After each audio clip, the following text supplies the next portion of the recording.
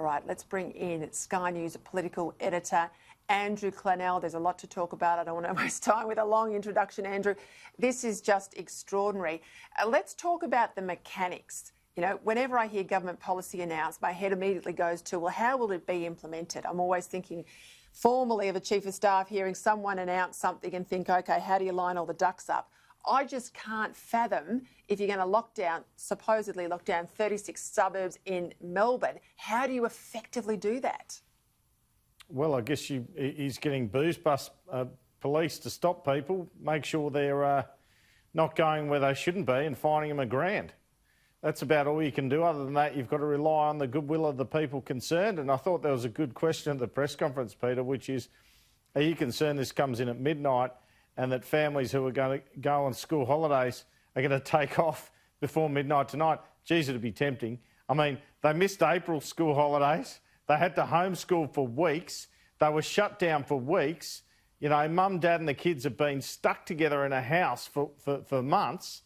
And you're probably about to go on holidays and now you're told you're going to be locked down again for another month. I mean, it'd be really tempting and it wouldn't be breaking the law because, I mean, this is the difficulty you're going to have. It's a terrible ask of people.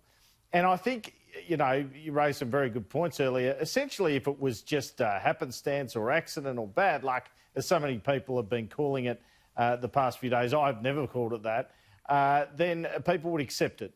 But Daniel Andrews has admitted today it's his government's mistakes in outsourcing it to private security guards in hotel quarantine.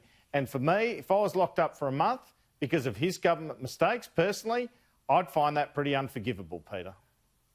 It's right across the board. It's allowing the protesters to go into the street, 30,000 of them, fining only 3. But having closed piers to fishing for mums and dads and families, having fined people sitting in a park, but 30,000 protesters because they're holding up the right sort of sign, they were all OK. That started the right. And I honestly think, I was out and about in Melbourne that weekend, something changed. I think a lot of Victorians felt, well, hang on, if they're doing that, then I'm going to be a bit more relaxed about everything else. And I think that was the beginning of the end. And now we know this calamity with private contractors.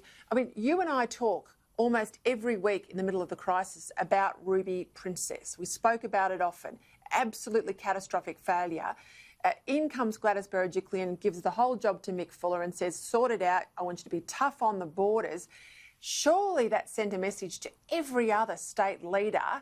Oh, my God, let's review what we're doing. Are we doing the right thing? Can we beef it up? Are our police at the front line? I stayed in a COVID hotel in Sydney the other day. It was like Fort Knox.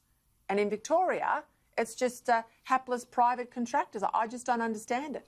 Well, you'd want it to be Fort Knox, lest you picked it up yourself, Peter. I mean, no, I'm good. That's exactly how they should be run. I mean, that's the whole point. Otherwise, why bother? And the irony of this is Daniel Andrews is reportedly the person at National Cabinet who pushed for this.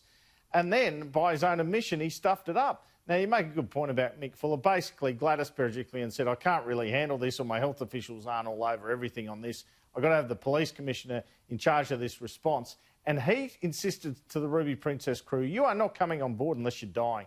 You are not coming on Australian shore. And that was critical for New South Wales because so many of the cases in Australia, at least 10%, many more I suspect, 10% documented, were from that ship. So if you let the crew on as well, it would have spread even more. He did that. He sorted out the quarantining. It's been put to me today. The Victorian Police in recent days have contacted New South Wales Police to find out how they did it with the quarantining. A bit late. The other thing that's been put to me is that New South Wales treated it like a police operation, Victoria like a health operation, and that's why we've ended up where we have.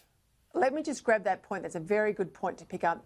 Alluded to very much there about a turf war from Michael O'Brien. I had Nick Wakeling, the Shadow Police Minister, on my show the other night. I think it was last Friday, it might have been. But he was saying it really comes down, the ADF in particular, to a turf war between Jenny Mikakis, who's the Health Minister, and Lisa Neville, who's the Police Minister in Victoria. And if the ADF had come in, they would have fallen under the Health Minister. But the Police Minister kept control of the police, and that's why the police did want the ADF and all this sort of carry on. But in the end, no one was running the show. That's very obvious. But I just don't understand when you have Ruby Princess there as an absolute lesson in what not to do, that you then don't have basically the impetus to come back and absolutely review everything you're doing in your own state and say, but for the grace of God, that could have been us. What can we tighten up? I just don't understand it. Well, I mean, we've spoken on this program before. We both thought it was actually unlikely there'd be another outbreak in Australia because the only place we saw the virus was in hotel quarantine. I think we've had 2 or 3 cases of community transmission in New South Wales, for example, which had 200 new cases a day at one point, in 4 weeks. 4 weeks, about 3 community transmission. They're all in the quarantine and there's 5 or 6 a day. So you know you've got to keep that watertight or it's going to get out there. We know it spreads exponentially. So, yes, there's absolutely no excuse for this. I mean, Daniel Andrews had to know how critical to containing COVID this was, much more critical than banning 2 people playing golf, and that's where the backlash will come for him. I'll tell you what, if he was dealing with the Sydney media over this tomorrow morning, he'd be absolutely cut to pieces. So I'll be interested to see what happens down in Melbourne where they're a bit more genteel, Peter.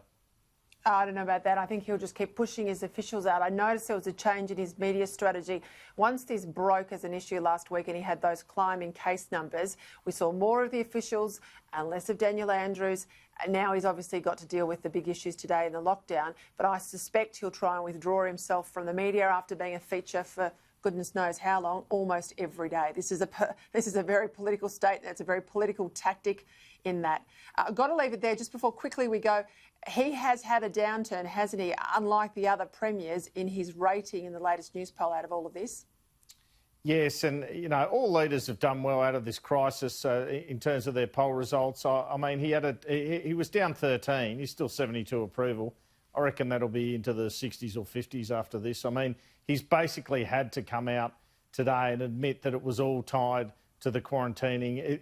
It's a disastrous result for Daniel Andrews that he's had to make these admissions, but he had no choice. He had to level with the Victorian public. On top of branch taking in China, debt deals, etc., like I could go on all night about him. I won't though. Andrew Connell, got to leave it there. Thanks, Peter.